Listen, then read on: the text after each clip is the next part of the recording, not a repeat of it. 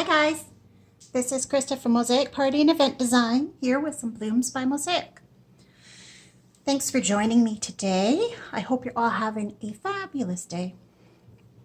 As promised in my last video upload where I talked about coloring techniques, I promised that I was going to show you how to do my cherry blossoms from coffee filters. So what we have here is a spray that I'm working on, that I'm going to make a bunch of sprays and build them into a bigger branch. I'm going to show you today how to build one coffee filter bloom. I'm not going to be focusing on the leaves. You can look to some of my other videos to see how I generally do my leaves. And then just know that cherry blossom leaves all have this really sharp point, but they all have a little bit of a different size and shape depending on what kind of cherry blossom tree it is. These are a Kanzan cherry blossom, so there's lots of petals, lots of ruffles, lots of texture and inconsistencies when you look at the real blooms, and color variations as well, all in pinks and whites. So let's get started. What you'll need for this is cone-shaped coffee filters, specifically a number 4. So you can get these in various sizes. A number 4 refers to the size of coffee pot. This is for an 8 to 12 cup coffee pot. You can get number 2s, but they're much smaller, so you'll need a number 4 for this project. You will also need some scissors, some floral tape, some tacky glue. You will need some 26 gauge wire. That's at least what I recommend. This is bow tying wire that I get from the dollar store in nice straight stems. It's perfect for leaves and blooms when they're small nature like this. You will also need food coloring. I'm working with gel food coloring. This happens to be Wilton, but you can use AmeriColor or whatever brand you find out there. I have a red and I have a green. You will need a couple of paint brushes to do your gluing and painting with. And then you will also need one of two things. You can use either a powdered food coloring. There's not much left in here. This is a super concentrated food coloring that's been, I think, freeze dried, and it's in powder form. What we use that for is our stamens, but today I'm going to use a spice from the cupboard because not everybody has this handy. This is turmeric. So you can go to your spice cupboard and get creative as long as you have a really fine powdery spice.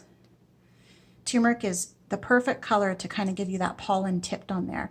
And I think it was Quinn from Pink and POSEY that really first publicly suggested this tip and trick. And I believe it was for her cherry blossom project that she did.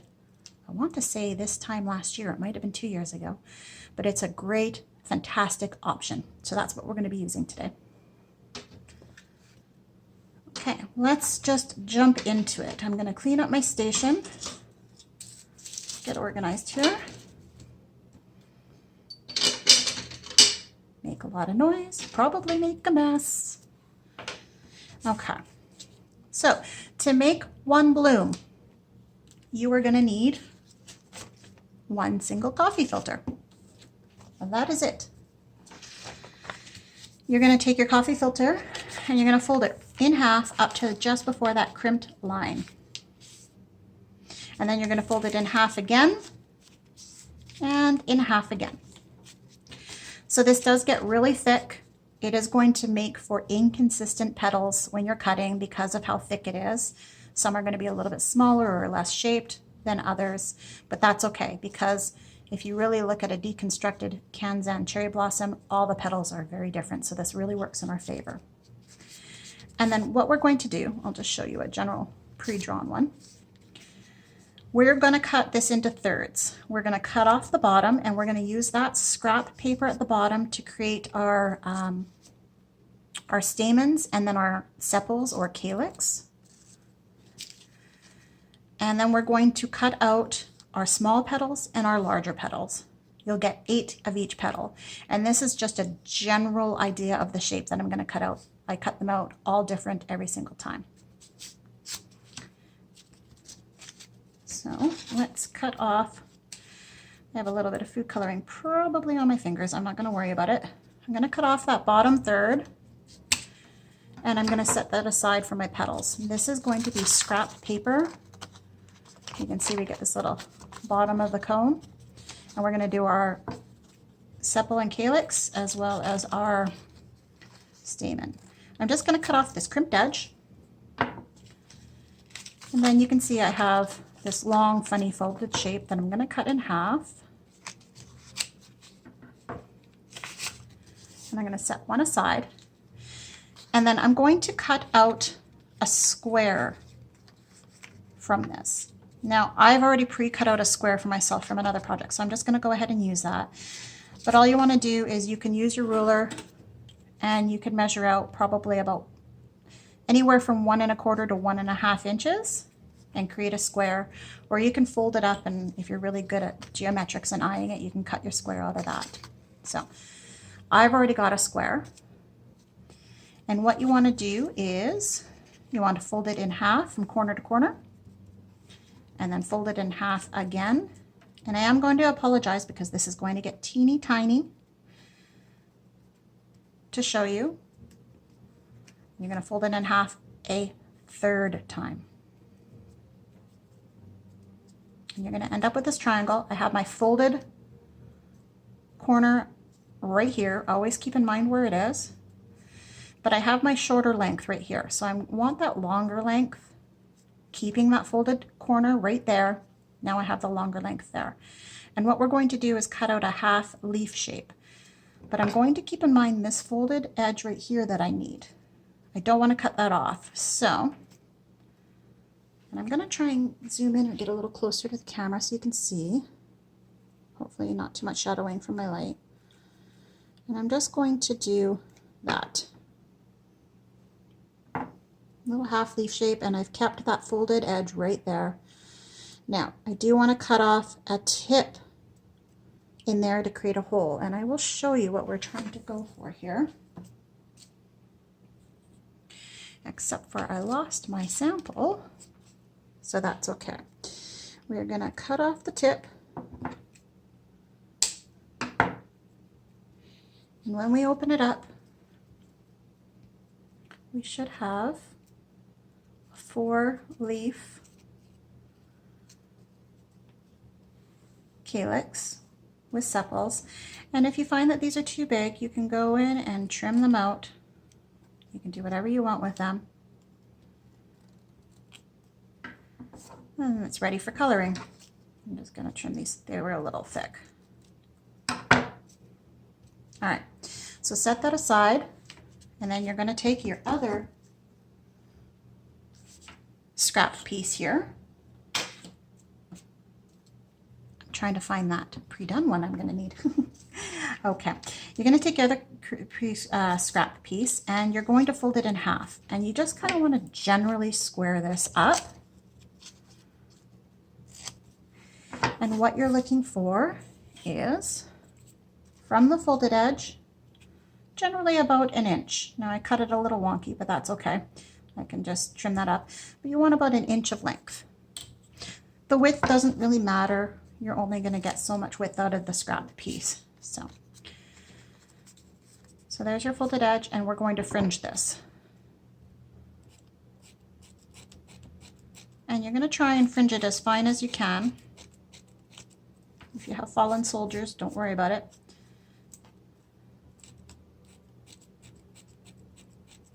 My tip for fringing is to rest my index finger against the back bottom of the blade, and it controls how much paper goes into the cutting of the blade. Now, I don't know what it is about trying to do this when I'm on camera, but it is not usually so tedious for me. I usually can do that very, very quick. The more practice you get, the better you get at it. When you open it up, you have what's going to be our stamen. So we're going to set those pieces aside, and then we're going to move to cutting our petals. So we have this last 2/3. We're going to cut that in half. Not quite half. We're actually going to keep in mind that this one we want just a tad bit longer because that's our bigger petal, so we're going to just squeak it shy of half. There's no exactness here. It is just whatever unfolds is what unfolds. And we're going to cut our petals. I'm just adding some little ridges, and you want to make sure you get that crimped seam from the coffee filter off of there. And you open it up. You should have something that looks a little bit like that. Now that looks a little more like a peony, so I'm going to round it out. It really wouldn't matter though in the end result.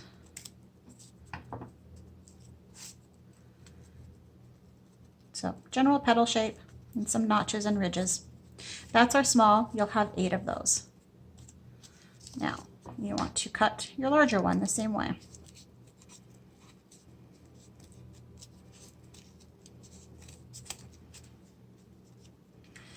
And open it up.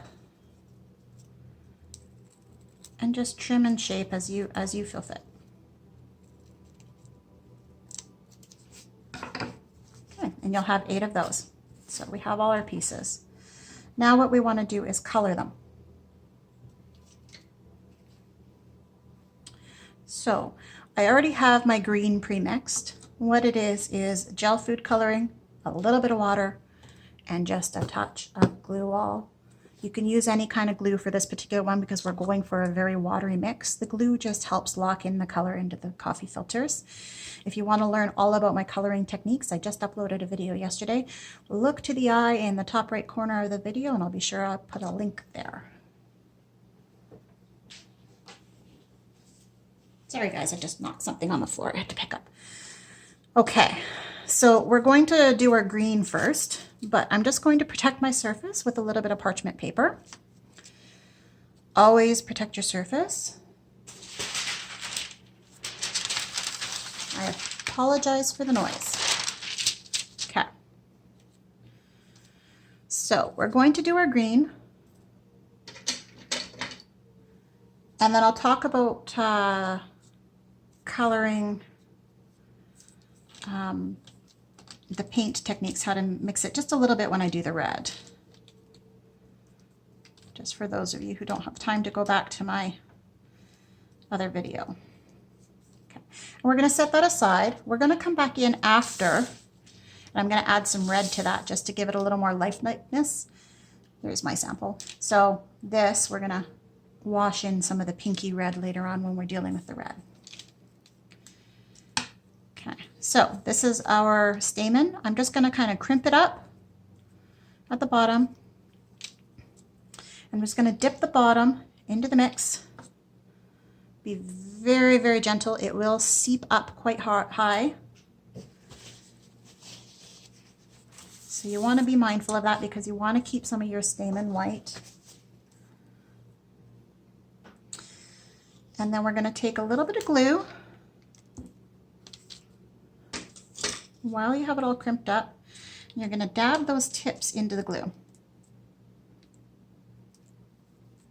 Don't worry about it globbing. You can dab some of it off if you want to. But we're going to open it back up later after so it doesn't all set like that. And you're going to just dip it in that turmeric or that powdered food coloring. How easy was that? Isn't that fantastic? And then you're going to open it up and let it set to dry. Now keep in mind this is folded in half, but that's okay. You can keep it that way because that's how we're going to attach it to our stem later. You can blow off any excess, but just sit this aside to dry. And now we can move on to our petals. Always keep a glass to rinse your brushes handy because then you can rinse between colors really easily and use the same brush. So I'm going to section these petals. I'm actually going to keep 4 together, or keep them together in groups of 4 is what I'm trying to say. And we're going to color them like this, and we're also going to let them dry like this. We're going to put some texture into them when they're wet from the coloring.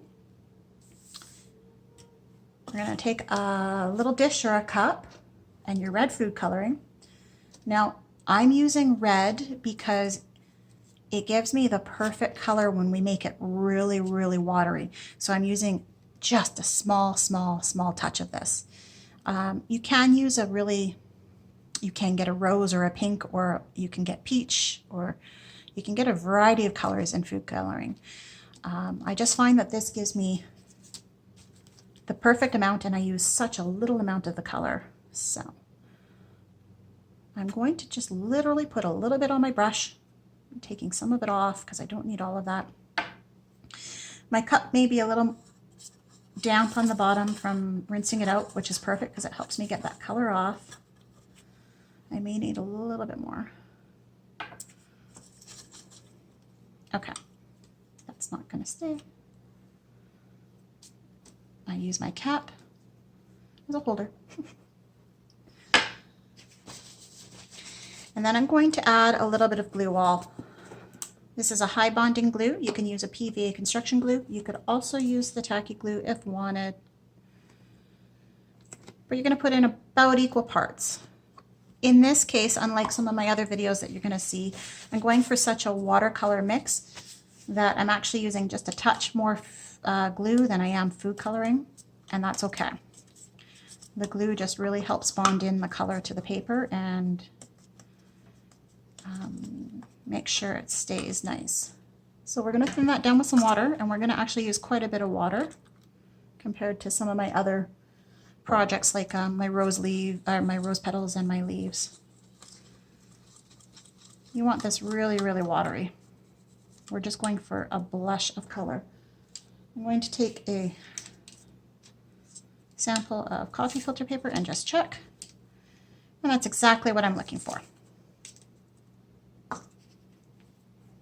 Okay. So what you're going to do is you're going to take your petals and you're just kind of fold them, accordion fold them, you can twist them, and you're just going to dip a little bit of that into the mix. Now, this can go wrong really quickly when you dip it into the cup, so I'm just going to put a little bit on my surface so I can control, and you guys can see how quickly that, I barely touched it. And you can kind of pull and squeeze back out, or push, if you don't have much in there, push it back in. You just want to take out the excess right away. So you're going to leave those and set them aside and go on to your next.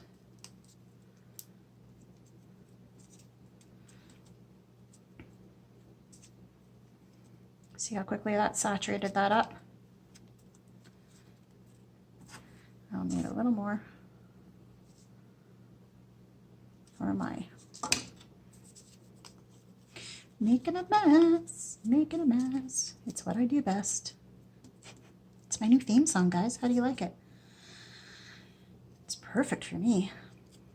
All right, and then my last of my smaller petals.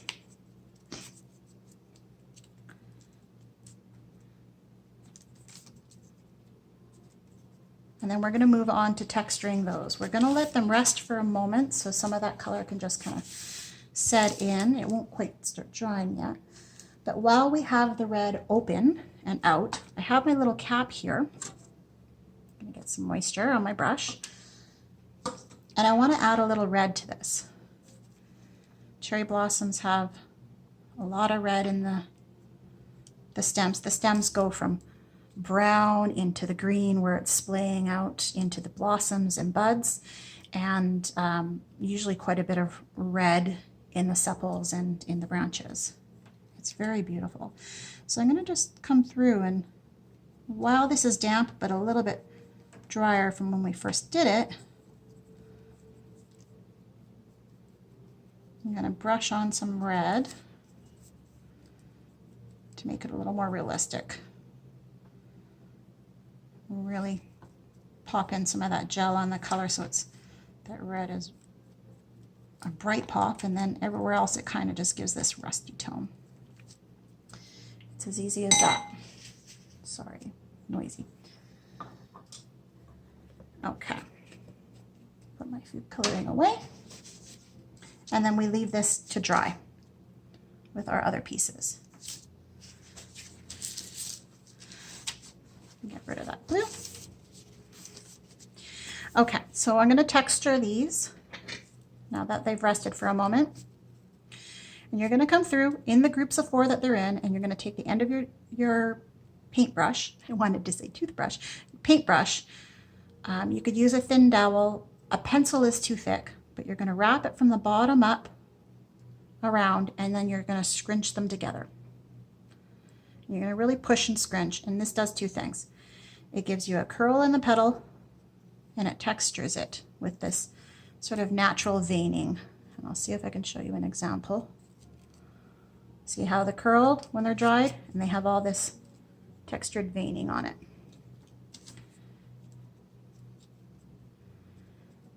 So you're just going to go through those, and you're going to let them all set to dry. Scrunch, scrunch, scrunch. You're actually just going to let them dry like this in their groups. They will dry in a couple of hours. There's not a lot of moisture in there, so you don't need to separate them. And just set them aside.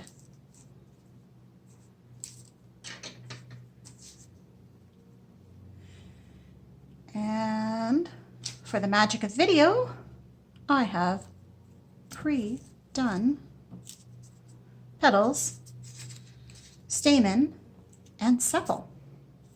So let's focus on building. What's wrong with my sepal here? Okay, we're good.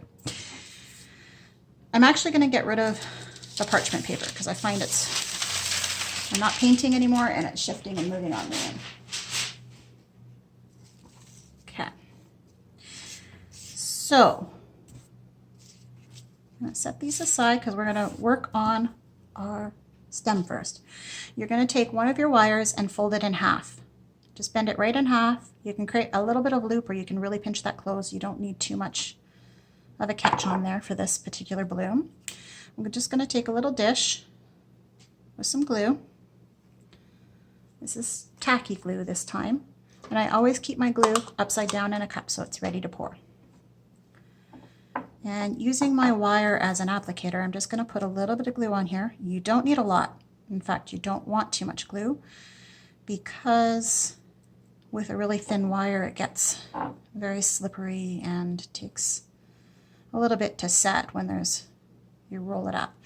So what we're going to do is you're going to put your wire on here, and you want it about halfway up. So since this was about 1 inch in length, you want it about ½ an inch up, and you're just going to fold over that edge, pinch it tight, and then start wrapping your stamen around that. And try and keep them level if you can, like so that your edge is all consistent at the bottom. And then pinch, roll, squeeze, and really adhere it to the wire. You can fluff them out later. And you're just going to take a little piece of foil tape, I would suggest cutting it, not ripping it, and you're just going to sort of really secure that onto your wire so that it doesn't move around. Like I said, thin gauge wire has the tendency to slip out if it's not anchored in. Okay. So you have your center, and we can work on fluffing that up later, but that's what we're going to build everything off of. So starting with your smaller petals, you're going to section them into 3 and then 5. So we're going to do 3 around the center, and then we're going to do 5 around that, and then we're going to move on to our bigger ones. I'm going to use a paintbrush, and I'm putting just a small amount on here. Again, you don't want too much. And you're going to start right at the bottom of where your stamen edge actually was, and that's where the bottom of your bloom should attach, because you want some of that green showing when you open up your bloom. So I'm just going to pinch that around, get it anchored in there, and then I'm going to pull it back. Put my thumb in there, and I'm just going to pull it back, and I'm going to see that my spacing is right, that I have some of that green showing up, because that's what's going to make your bloom more realistic when you have a little depth and dimension in there. Now that I know I have my spacing right, I can go on with the other ones, and I'm not going to worry about opening them up. I'm just going to wrap them on at the same height as I have the other ones.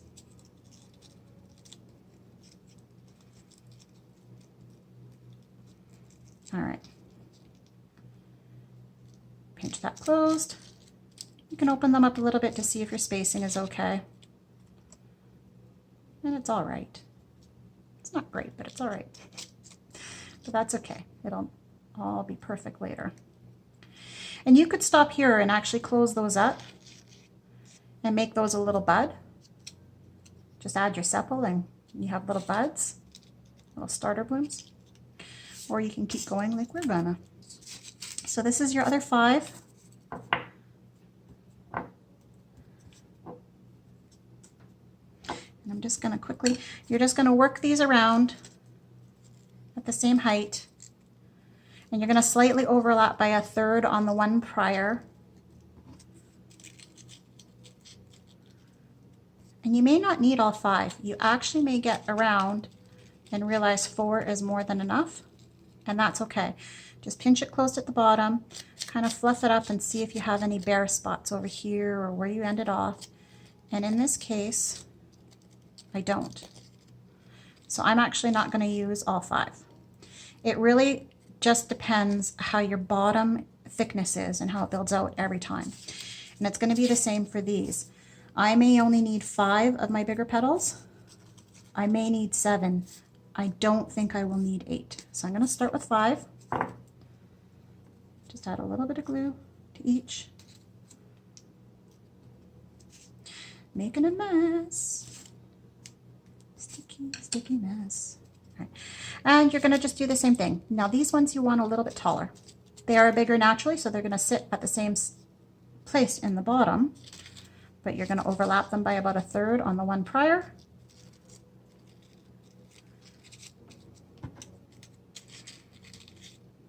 Work your way around. Every bloom is going to be a little bit different because sometimes your petals are going to be a little bit wider than the time you did before. And that's why I love not working with specific templates, just a general design. I think I need 1 more. So 6. I usually don't use even number petals, but in this case, this is what is working. And I will see if adding that 6 means I need a 7th. We'll find out. Just pinching, opening up.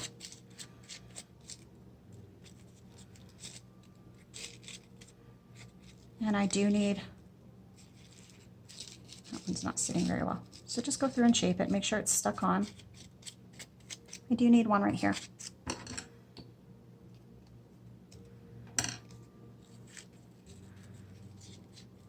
Just use your judgment every time, guys, and see how it sits for you. There we go. And then just go in, open it up. You can use the end of your paintbrush to kind of push down while you're holding the bottom and just kind of cup it out. You want to go through and add a little floral tape, and then we're going to put our sepals on. So tape is a bit picky when you're dealing with a really thin wire.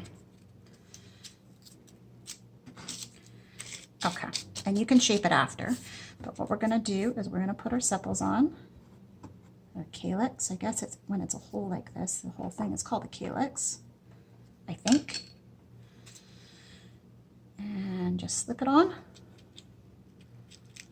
And that's why you want to make sure you put on some floral tape first, because it's going to show through and you don't want the white. It already is showing a little bit of white there. So just adjust it. And let it set, and you can come back in and shape them after with a little bit of like a toothpick to curl them, or your scissors. And you could add more floral tape if you want to. In this case, I'm actually going to just add a little bit red onto the floral tape. It's not really going to like it because of the waxy kind of feeling in the floral tape, but I'm going to let that dry, I'm going to work that in a couple areas. And as it gets tacky, I'm going to take a cloth and wipe a little bit of that off. But there you go. A cherry blossom bloom. Kanzan cherry blossom. You can build them into a spray. You can do whatever you want. Be sure to like and subscribe. I will upload more videos, and follow me on social media. I love it when you guys interact with me on social, so I'll put the links in the description of the video. I hope you're all having a great day. Happy crafting.